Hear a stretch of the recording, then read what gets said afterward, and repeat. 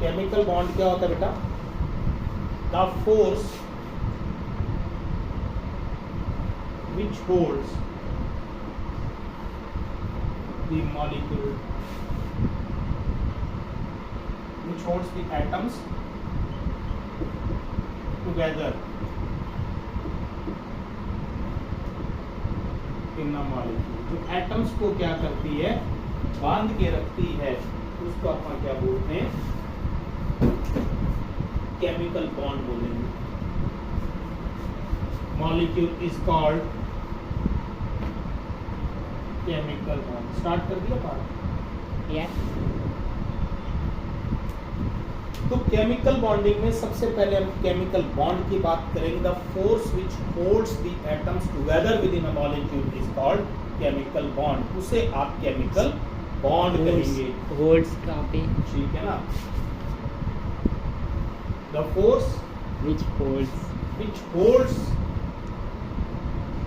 the force which holds the atoms together within the molecule is called chemical bond. उसे आप क्या बोलेंगे? chemical bond बोलेंगे.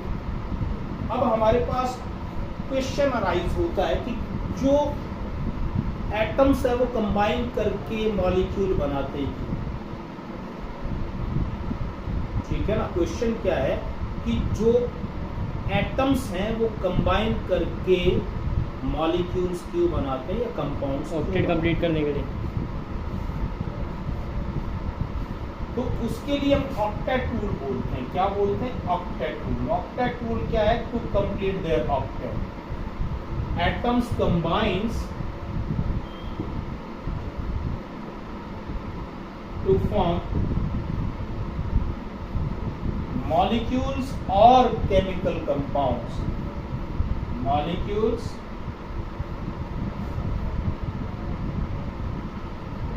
or compounds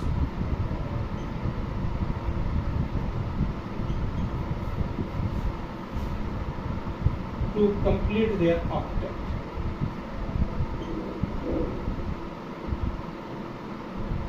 octet rule की बेटे मैं लिमिटेशन भी बताऊंगा. ऑक्टेट का मतलब क्या हुआ? लास्ट शेल में 8 इलेक्ट्रॉन पूरा करते हैं. इसकी बहुत सी लिमिटेशन भी आज हम करेंगे और लिमिटेशंस में हम बताएंगे हाइड्रोजन के केस में 8 से कम जिनके सेंट्रल एटम में इलेक्ट्रॉन होते हैं. कुछ ऐसे मॉलिक्यूल्स होते हैं जो अपने ऑक्टेट को एक्सपेंड करते हैं. सेंट्रल एटम के पास जो मॉलिक्यूल्स में मोर देन 8 इलेक्ट्रॉन्स होते हैं. फिर ऐसे बॉन्ड्स भी बताएंगे. नोबल गैसेस का ऑक्टेट कंप्लीट होता है लेकिन वो भी हमारे क्या करते हैं? कंपाउंड्स बनाती है. तो इस तरह की हम बहुत सी चीजें इसमें करेंगे लेकिन अभी हम बैलेंस ही बता रहे हैं. तो अब ऑक्टेट कंप्लीट करने के लिए मॉलिक्यूल क्या करते हैं? How do molecule combine? How molecules combines. Molecules combine कैसे करते हैं? यहाँ वो अपना ऑक्टेट कंप्लीट करने के लिए क्या करते हैं? एक तो करते हैं शेयरिंग. शेयरिंग से जो बॉन्ड बनता है उसको बोलते हैं कोवलेंट.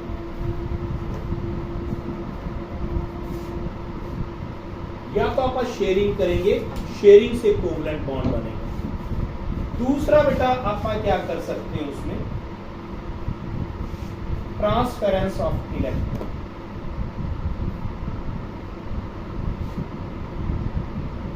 इसमें कौन सा बनता है? आयनिक बॉन्ड और इलेक्ट्रोवैलेंट.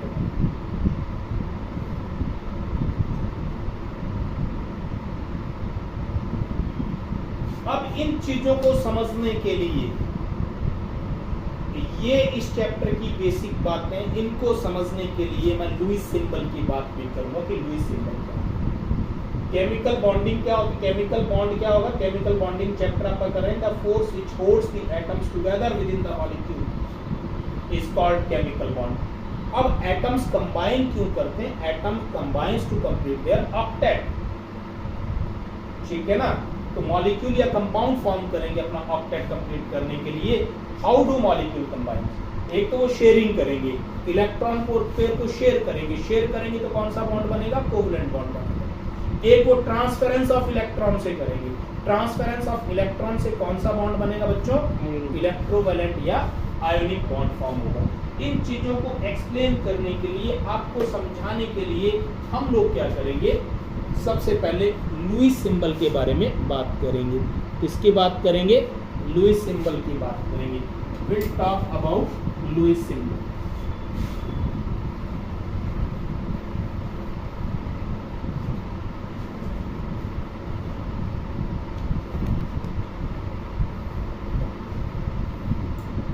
हम बात करेंगे लुईस सिंबल।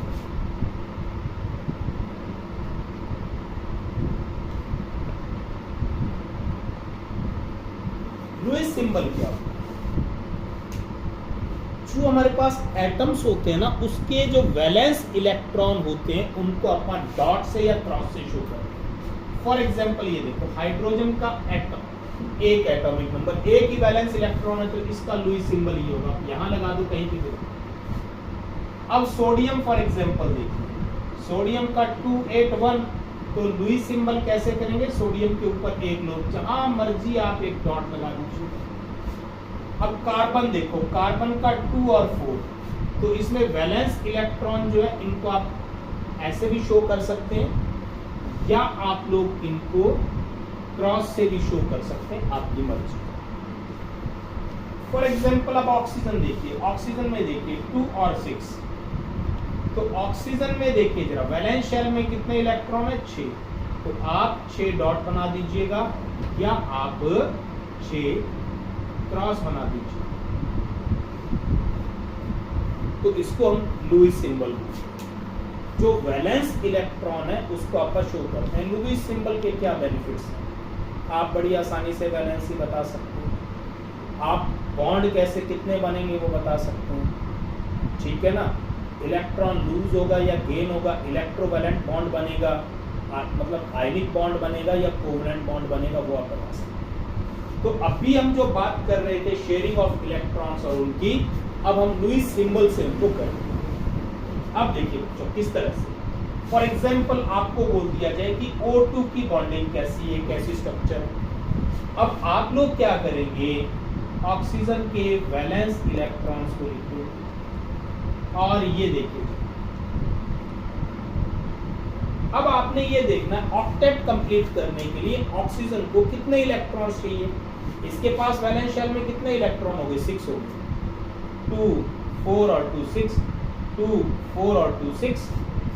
तो ये क्या करेगा अपना ऑक्टेट कंप्लीट करने के लिए? बेटा ये 2 बॉन्ड बनाए, ये इलेक्ट्रॉन पेयर शेयर, दो इलेक्ट्रॉन को शेयर करेगा, 2 इलेक्ट्रॉन्स इसके और 2 इलेक्ट्रॉन्स इसके। यानी इस ऑक्सीजन में 2 इलेक्ट्रॉन शेयर हुए ना, तो अपने इसका मतलब ऑक्सीजन ऑक्सीजन में डबल बॉन्ड बन गया। बात समझ आई?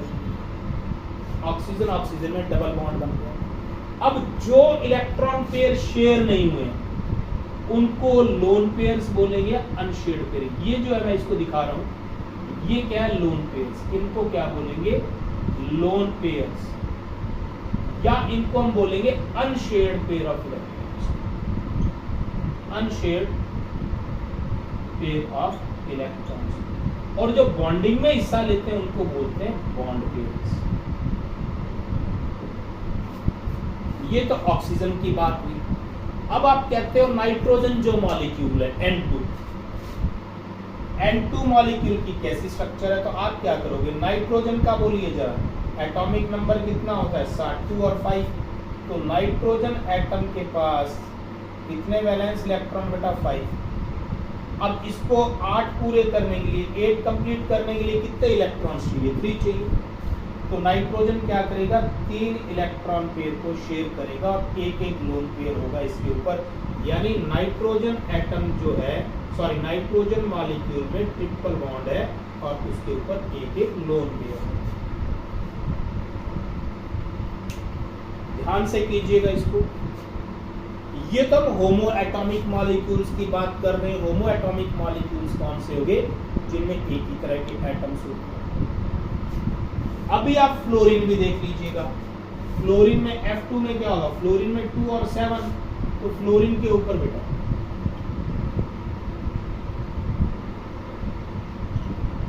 ये देखिए, ये इलेक्ट्रॉन पेयर शेयर हो गया।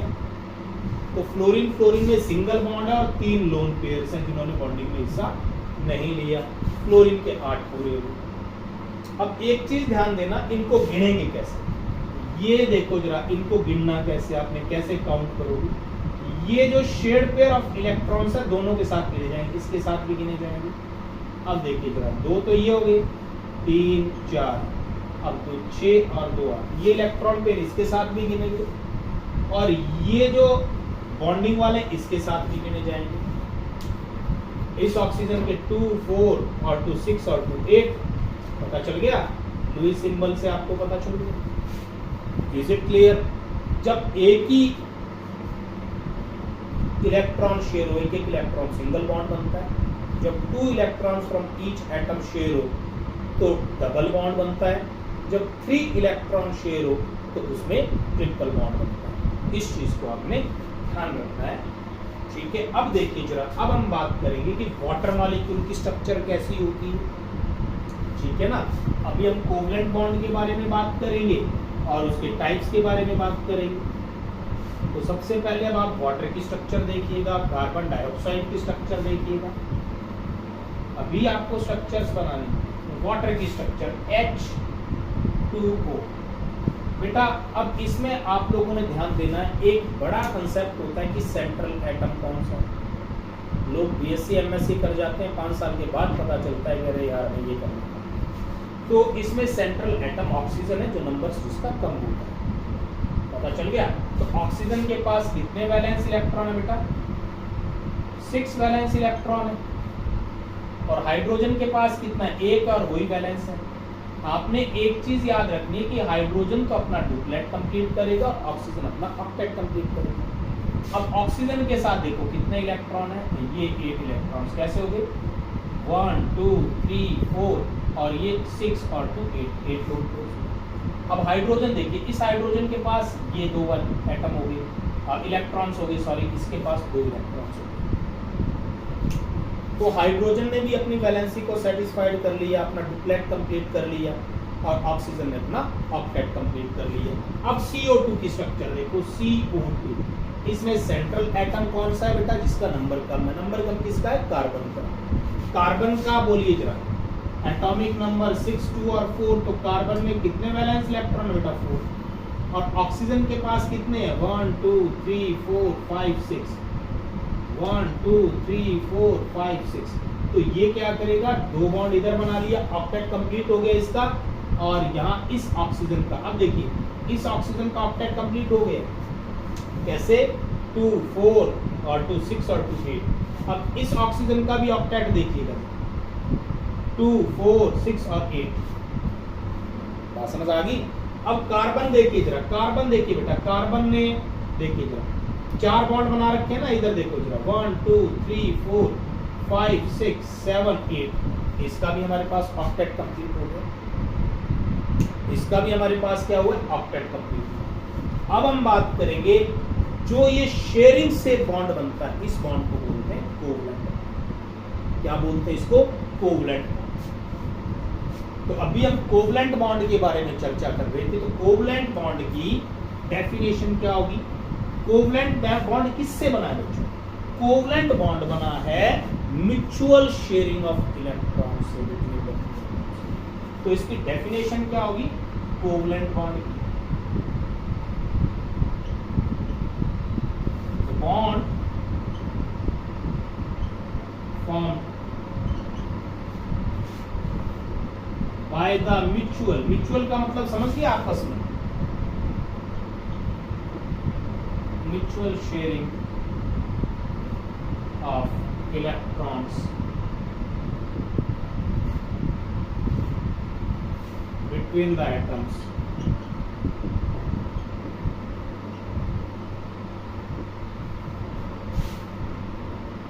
to form molecules. To form molecules is called, are called covalent. उसको अपन क्या बोलते हैं? कोवलेंट। अभी तक जितने एग्जाम्पल किए थे, जैसे हाइड्रोजन में H2 मॉलिक्यूल देखिए, कौन सा बॉन्ड था बेटा? एक एक इलेक्ट्रॉन हुआ, ये कोवलेंट बॉन्ड हुआ। अब कोवलेंट बॉन्ड भी दो तरह का होता है, एक तो हमने ये कर दिया अभी बाय शेयरिंग से, एक तो कोवलेंट बॉन्ड ये हो गया।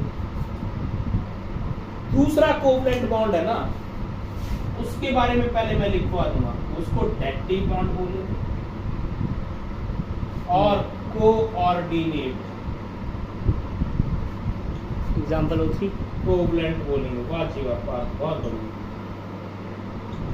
Coordinate covalent. अब इसमें क्या होता है, the covalent bond form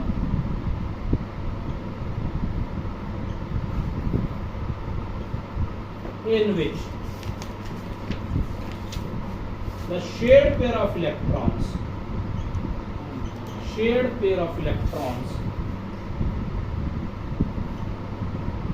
comes from one atom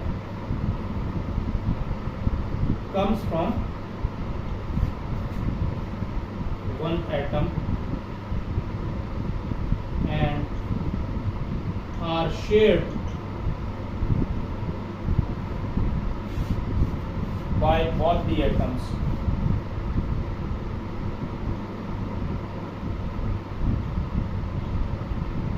to form molecules is called coordinate covalent bond. Coordinate covalent bond। वो बच्चियां ऐसी है जिसने +2 जिन्होंने कर रखा है, उन्होंने कोऑर्डिनेशन केमिस्ट्री पूरी पढ़ी थी, इस बॉन्ड के ऊपर थी, +2 के अंदर पूरा चैप्टर है और IIT मेन में उस चैप्टर से हर बार क्वेश्चंस आते हैं, हर बार आते हैं, खूब अच्छे से। ठीक है, पता चल गया आपका, ये कर सकते हो बड़ा इजीली।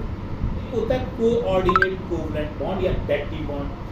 तो the covalent bond form in which the shared pair of electron comes from one atom, आते एक ही एटम से but are shared by both the atoms, लेकिन उनकी शेयरिंग दोनों ही एटम से होती है, उस बॉन्ड को अपना क्या बोलते हैं, कोऑर्डिनेट कोवलेंट बॉन्ड और डेक्टिव बॉन्ड।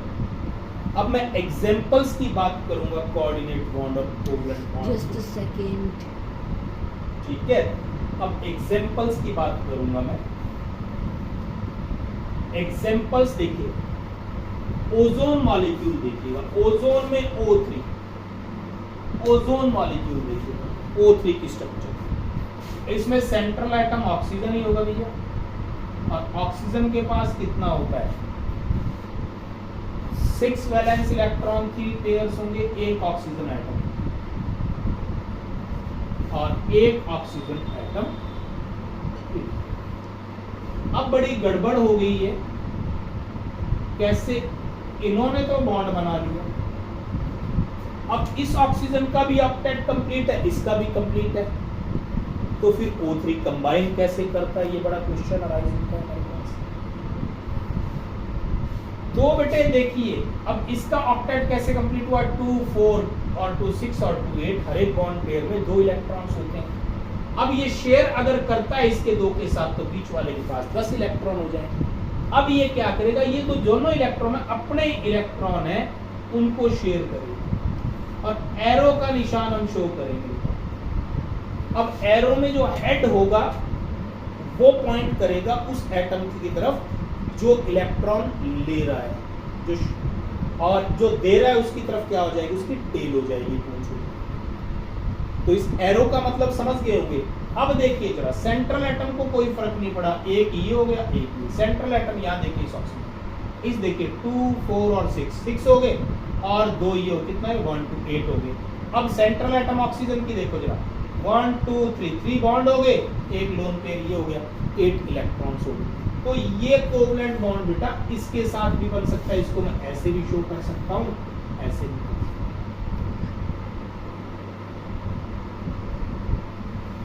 यार जो सिंगल एरो क्यों आया अगर दो इलेक्ट्रॉन शेड हुए तो? हाँ, पार्थ ने पूछा है सिंगल एरो क्यों आया। सिंगल एरो इसलिए आया कि जो बॉन्ड बना है वो तो एक ही इलेक्ट्रॉन पेयर है, 2 इलेक्ट्रॉन के बीच में नहीं है। पार्थ देखिए जरा, सिंगल क्यों आए, ये बॉन्ड देखो जरा, अपने दो इलेक्ट्रॉन शेयर के, एक अपने पास रख लिया, एक इधर कर दिया।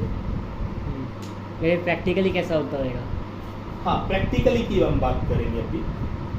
अब एक चीज और है बेटा, प्रैक्टिकली आपको मैं बता दूं, पार्थ ने प्रैक्टिकली क्वेश्चन पूछा है इससे। प्रैक्टिकली इसमें आपसे ये पूछ लिया जाए कि प्योर कोवलेंट बॉन्ड में और कोऑर्डिनेट कोवलेंट बॉन्ड या एडेटिव बॉन्ड में कौन सा बॉन्ड ज्यादा स्ट्रांग होता है? दोनों इक्वल होंगे। ठीक है, ये पार्थ ने थोड़ा बहुत पहले कर रखा है तो इसने आंसर दे दिया, ये मैं रब कर रहा हूं। तो एक चीज आप ध्यान देना, 1 मिनट में ये मुझे टॉपिक पूरा करना है, फिर मैं करूंगा। It is impossible to distinguish between pure covalent bond and active bond. कोई नहीं है। Once the active bond is formed, the active bond is formed.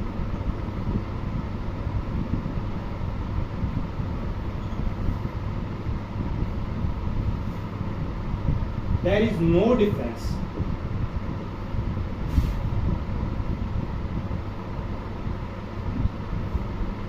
in pure covalent bond and active bond. यार H2SO4 भी इसका example होगा ना? अब उसमें अलग अलग थ्योरी। अब देखिए जरा, तो इसका रिजल्ट क्या निकला? What is the result? Result ये है कि the strength of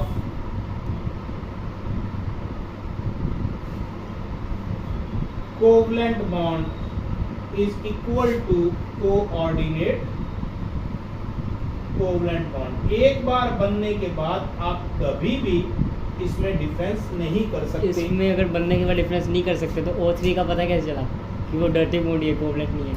अभी इसके बारे में एक और कॉन्सेप्ट भी आएगा आगे जा करके, उसके बारे में अब चर्चा करेंगे, रेजोनेंस कंसेप्ट पर। एक बार आप बेसिक समझ लीजिए। इसी तरह से बेटा साइनाइड्स में तो हमारे पास आइसोसाइनाइड देखिएगा, RN ट्रिपल बॉन्ड C, या आइसोसाइनाइड्स के अंदर भी डर्टी बॉन्ड होता है। और देखिएगा जरा, जैसे NH3 है, ठीक है, इसमें H पॉजिटिव आप ऐड करते हैं तो कैसा बॉन्ड बनता है? ये NH4 पॉजिटिव बनेगा। क्या बनेगा? NH4 positive. अब NH4 पॉजिटिव के बॉन्ड को देखिएगा, यहाँ लोन पेयर था, 3 हाइड्रोजन के साथ बॉन्ड थे, एक H पॉजिटिव के साथ, ये ही डायरेक्टिव बॉन्ड बनाता है, ठीक है। और ये जो पॉजिटिव चार्ज हम पूरे मॉलिक्यूल पे शो करते हैं, एक बार ये बन जाए तो इस एरो को शो करो या ना करो कोई फर्क नहीं पड़ता। अब ये देखिए जरा, इनकी स्ट्रेंथ इक्वल है, चाहे आप एरो शो कर दो, ये आपकी मर्जी, ठीक है। अब NH4 के चारों जो बॉन्ड होते हैं उनकी स्ट्रेंथ इक्वल होती है। यहाँ R जो है वो एल्काइल ग्रुप को डिनोट करता है। आपने 10th क्लास के अंदर एल्काइल ग्रुप पढ़े होंगे, अल्केन्स पढ़े होंगे, अल्केन में से एक हाइड्रोजन कम कर देना, एल्काइल ग्रुप बन जाएगा। साइड चेन में पड़े होते हैं। जब आप ऑर्गेनिक केमिस्ट्री करेंगे तब ये पूरा का पूरा आप उसमें करेंगे, ठीक है। पता चल गया भैया आप लोगों को? कोई दिक्कत इसमें कर सकते हो? अब हम बात आगे चल करके अब इसको करें। अब हम बात करेंगे आयोनिक बॉन्ड की। आयोनिक बॉन्ड, ठीक है ना, ये इलेक्ट्रोवैलेंट बॉन्ड, और इसके बारे में भी मैं आपको कुछ चीजें बताऊंगा जिनको आपने ध्यान रखना है। तो आयोनिक बॉन्ड की हम बात करें,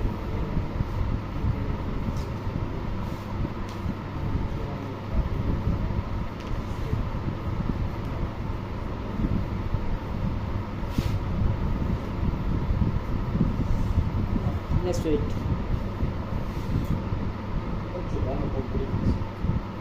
हम आयोनिक बॉन्ड की बात करेंगे।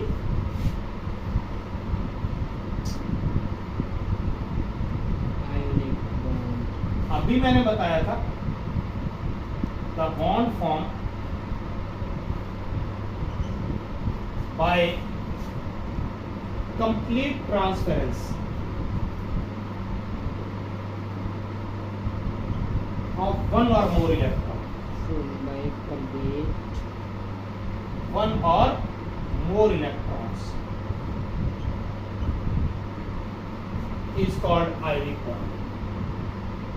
Is called ionic bond.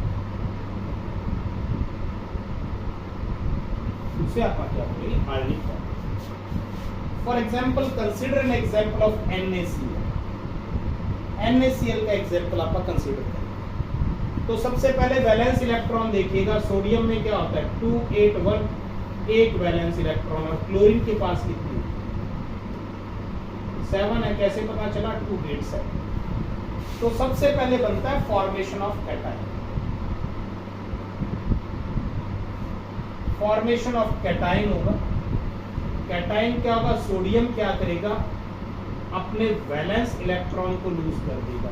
तो जितना इलेक्ट्रॉन लूज करेगा, इलेक्ट्रॉन पे नेगेटिव चार्ज है, अगर एक इलेक्ट्रॉन लूज करता है या एक पॉजिटिव आएगा, 2 इलेक्ट्रॉन लूज करोगे तो 2 पॉजिटिव चार्ज आएगा। लेकिन सोडियम 1 ही लूज करेगा।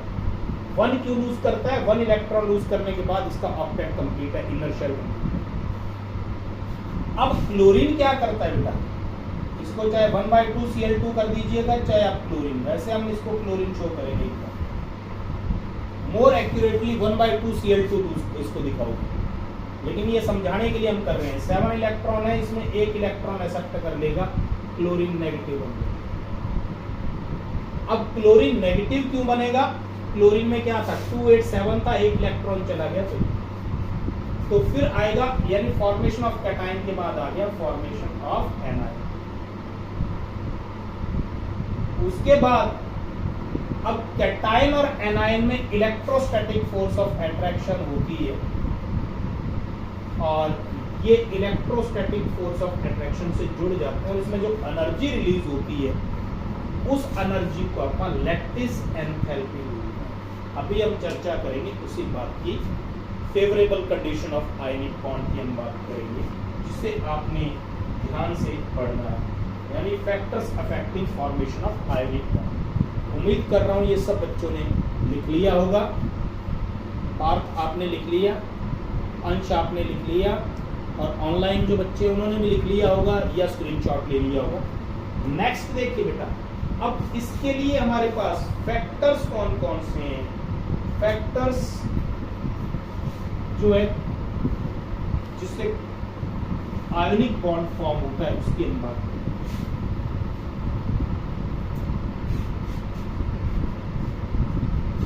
Factors governing the formation of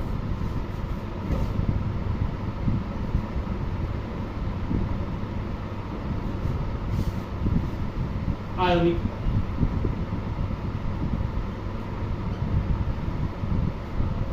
इसमें सबसे पहले होगा फॉर्मेशन ऑफ, अभी हमने बताया था formation of cation. Formation of cation, cation कैसे बनता है? तो उसके लिए क्या आता है? Ionisation enthalpy. डेफिनेशन मैंने पिछले चैप्टर में, सोडियम जो है वो क्या करेगा? प्लस आयोनाइजेशन एंथैल्पी, एनर्जी लेगा। आयोनाइजेशन एंथैल्पी का हमने डेफिनेशन क्या बताया? It is defined as the amount of energy required to remove the most loosely bonded electron from the gaseous isolated atom. तो ये क्या करेगा? आयोनाइजेशन एंथैल्पी लेगा, तो सोडियम प्लस बनेगा, प्लस, यानी प्लस आयोनाइजेशन एंथैल्पी का मतलब क्या है? एनर्जी क्या हुई है?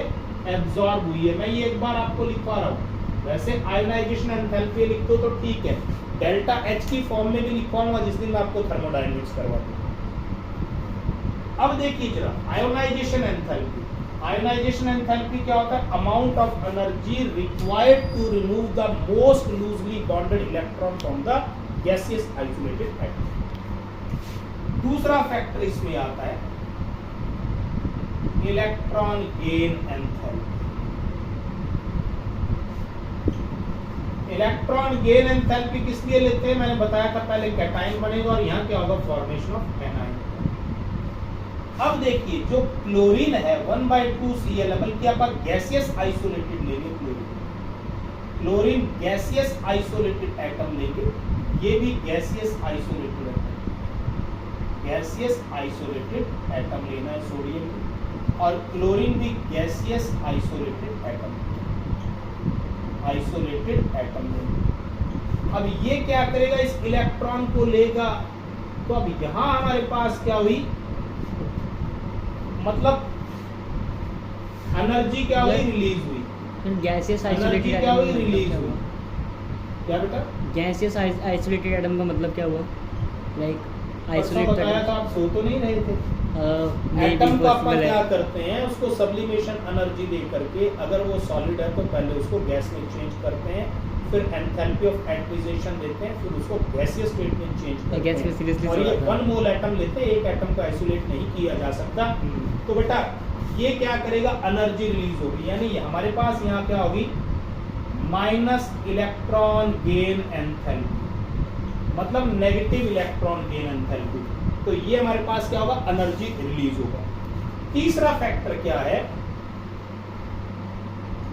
तीसरा फैक्टर जो हमारे पास है वो होगा हमारे पास लैटिस एंथैल्पी या lattice energy, lattice enthalpy, lattice enthalpy, और इसको क्या बोलते हैं, लैटिस एनर्जी। इसकी डेफिनेशन भी मैं कराऊंगा। लैटिस एनर्जी क्या होती है, 1 मोल सोडियम कैटाइन और 1 मोल क्लोराइड आयन मिलके NaCl बनाते हैं, और अट्रैक्शन से एनर्जी रिलीज होती है, उसको U लिखते हैं, और ये क्या होती है, नेगेटिव, मतलब एनर्जी रिलीज होती है। पता चल गया, लैटिस एंथैल्पी को U से डिनोट करोगे, वो नेगेटिव होती है, नेगेटिव का मतलब एनर्जी रिलीज होती है। अब लैटिस एंथैल्पी किन फैक्टर्स पे डिपेंड करता है वो मैं अभी आपको बताऊंगा, लेकिन अब हमारे पास ये आपने नोट कर लिया बच्चों, इसे नोट कीजिएगा। देखिए फैक्टर अफेक्टिंग या governing the formation of ion, formation of cation होता है, कैटाइन कैसे बनेगा, by the loss of electron.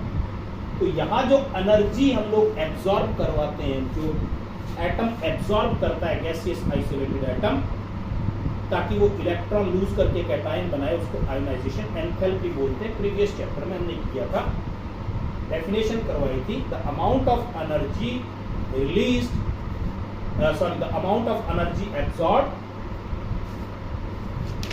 to form cation from gaseous isolated atom। मैंने अलग अलग तरीके से आपको डेफिनेशन दी।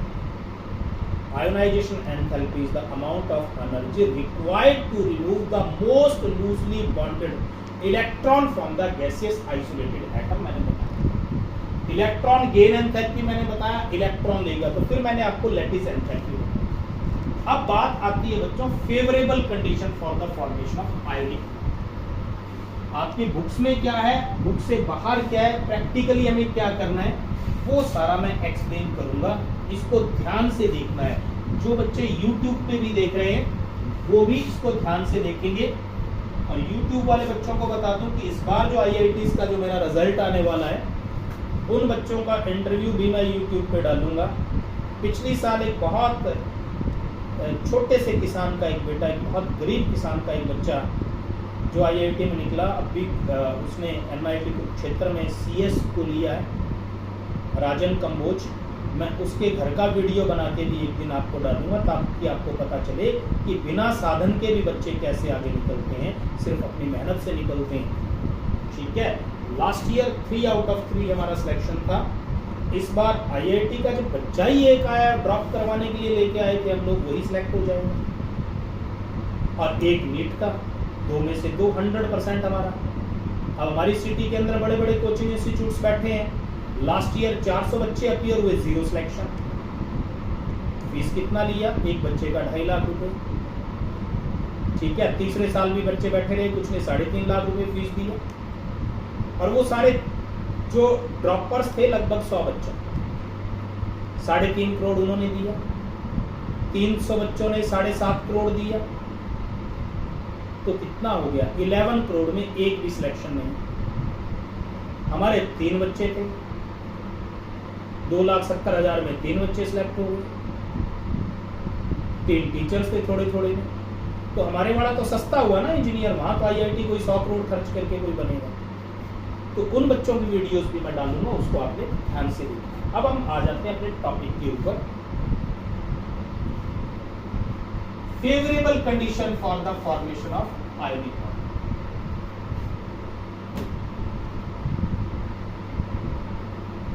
फेवरेबल कंडीशन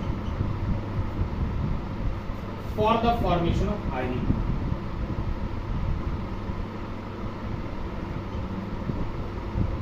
आयोनिक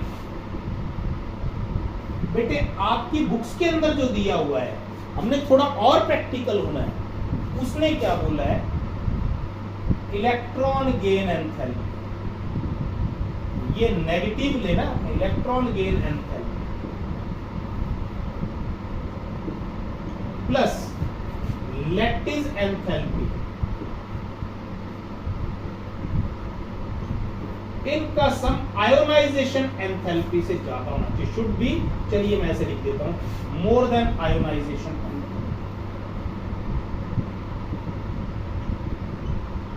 ये तो नेसेसरी कंडीशन होगी। इसको समझेंगे कैसे? मतलब जो आयनिक बॉन्ड बनता है उसकी जितनी एनर्जी कम होगी ना, उतना स्ट्रॉन्ग आयनिक बॉन्ड बनेगा, उतना बढ़िया आयनिक बॉन्ड।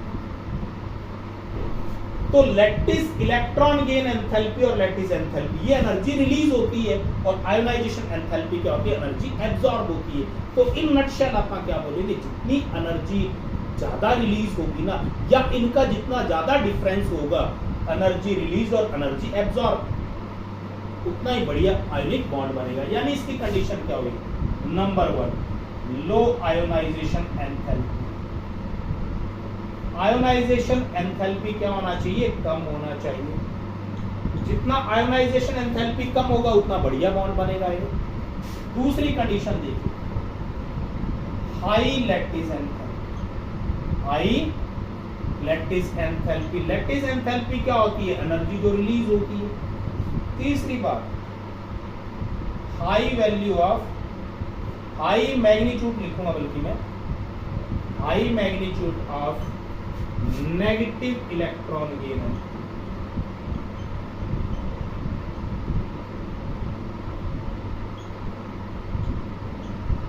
आपकी बुक्स में ये भी दिया हुआ है हाई इलेक्ट्रॉन गेन एंथैल्पी, ठीक है ना? कंडीशन दी हुई है, उतना ही बढ़िया आयनिक बॉन्ड है।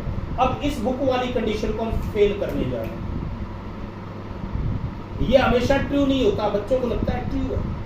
देखिए जरा, जितनी ज्यादा एनर्जी रिलीज होगी, मतलब इलेक्ट्रॉन गेन एंथैल्पी से जितनी ज्यादा एनर्जी रिलीज हुई, और यहाँ लैटिस एंथैल्पी से ज्यादा रिलीज होना चाहिए, हाई मैग्नीट्यूड होना चाहिए, और आयोनाइजेशन एंथैल्पी कम होगी, तब भी तो हमारे पास डिफरेंस ज्यादा आएगा।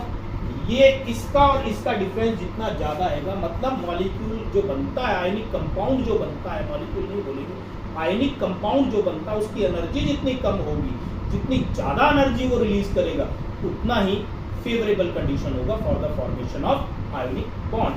तो ये बात समझ आ गई। अब मैं एक और एग्जांपल बताता हूँ, वहां से आपको ये बिल्कुल क्लियर हो जाएगा।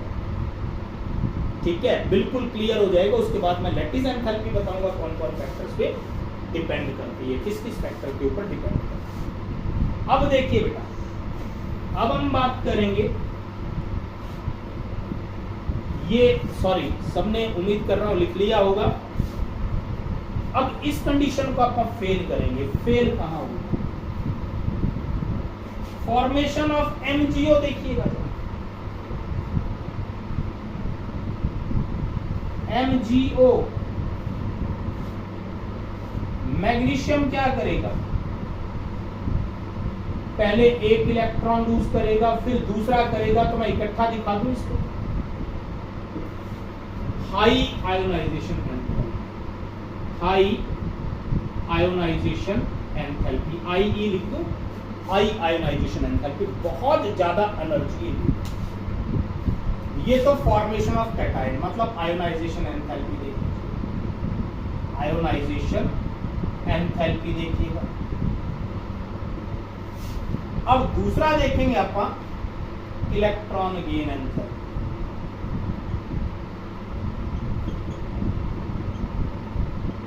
अब देखिएगा ऑक्सीजन जो एटम फर्स्ट इलेक्ट्रॉन लेगा तो ऑक्सीजन नेगेटिव बन गया, ये एक्सोथर्मिक। मैंने अब भी बताया था ऑक्सीजन नेगेटिव जो दूसरा इलेक्ट्रॉन लेगा तो ये एंडोथर्मिक है।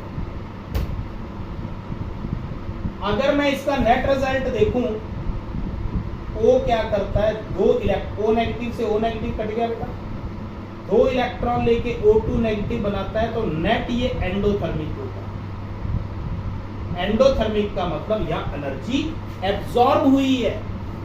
उसके बाद देखिए जरा लैटिस एंथैल्पी देखिए, लैटिस एंथैल्पी देखिएगा, Mg2 पॉजिटिव और ऑक्सीजन 2 नेगेटिव मिलके MgO बनाएंगे।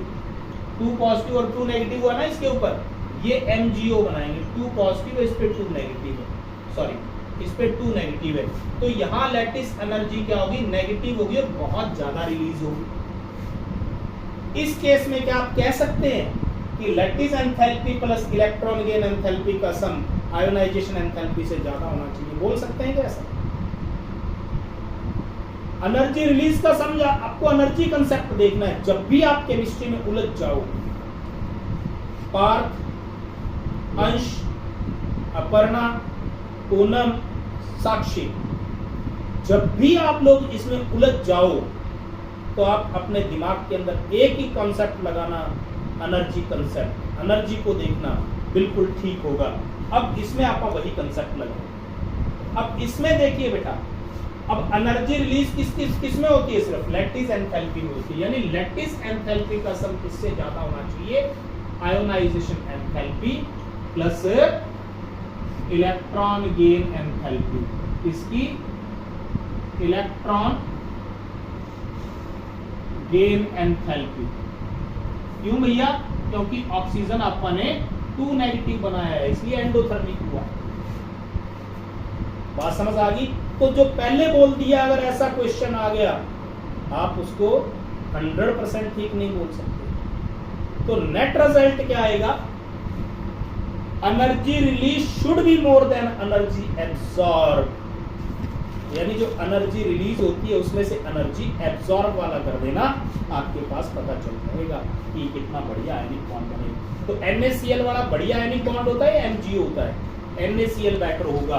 फाजान्स रूल भी मैं आगे चल करके आपको कराऊंगा, बहुत बढ़िया रूल है, उसके बाद कोई प्रॉब्लम है नहीं। तो ये यानी आपने नेट रिजल्ट क्या निकाला इसका, सबने इसका स्क्रीनशॉट ले लिया होगा। नेट रिजल्ट क्या निकाला वो मैं आपको बता देता हूँ, यही 2 लाइन में रख करूंगा। नेट रिजल्ट क्या हो गया, एनर्जी रिलीज जो है, सीधी सी बात है, ये एम्सर्स का फॉर्मूला, एम्सर मतलब एस्टर का formula, should be more than energy absorb. ये जितना ज्यादा डिफरेंस होगा ना उतना ही फेवरेबल कंडीशन है आयनिक बॉन्ड के लिए।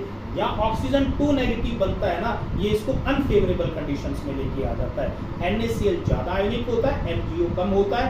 इसको और ज्यादा क्लियर करने के लिए बॉर्न हैबर प्रोसेस भी हम लोग करते हैं, और बॉर्न हैबर प्रोसेस से भी आगे चल करके हम कौन सा रूल करेंगे, पूनम कौन सा रूल बताया था मैंने, फाजान्स रूल करेंगे। उसके बाद आपको क्लियर होगा। तो मैं अब पहले बुक्स के अंदर क्या कंडीशन थी कि lattice enthalpy plus electron gain enthalpy का सम किससे ज्यादा होना चाहिए, बोलिए, आयोनाइजेशन एंथैल्पी। हमने बोला लो आयोनाइजेशन एंथैल्पी होनी चाहिए, high value of electron gain enthalpy होना चाहिए, हाई लैटिस एंथैल्पी होना चाहिए। यहां तो पलटी मार गया। कौन पलटी मार गया, किसने पलटी मारी, ऑक्सीजन 2 नेगेटिव जब बना वो तो अरे एंडोथर्मिक हो गया, वो तो एनर्जी एब्सॉर्ब करता है। अगर इसको वहां लगा दिया तो गलत हो जाएगा। तो यहाँ नेट क्या है, लैटिस एंथैल्पी का sum ionisation enthalpy plus electron gain enthalpy से ज्यादा होना चाहिए। क्यों, क्योंकि ये दोनों एंडोथर्मिक है, ये एक्सोथर्मिक है। Energy release minus energy absorb, तो पता चल गया आप लोगों को। इसलिए ये रिजल्ट हमने निकाला है, ये करेक्ट रिजल्ट है। उम्मीद करता हूँ सभी बच्चों को ये समझ आ गया होगा। ठीक है, आज के लिए बेटा लास्ट आर्टिकल जो मैं कराऊंगा वो लैटिस एंथैल्पी के बारे में कराऊंगा, factors on which lattice enthalpy depends. बात समझ आ गई? तो ये उम्मीद करता हूं सबने कर लिया होगा, ये लिख लिया पार्ट आपने, ठीक है, कोई डाउट तो नहीं है ना जी? उम्मीद करता हूं बच्चे इसको एंजॉय कर रहे होंगे। हाँ जी, उधर बंद करो।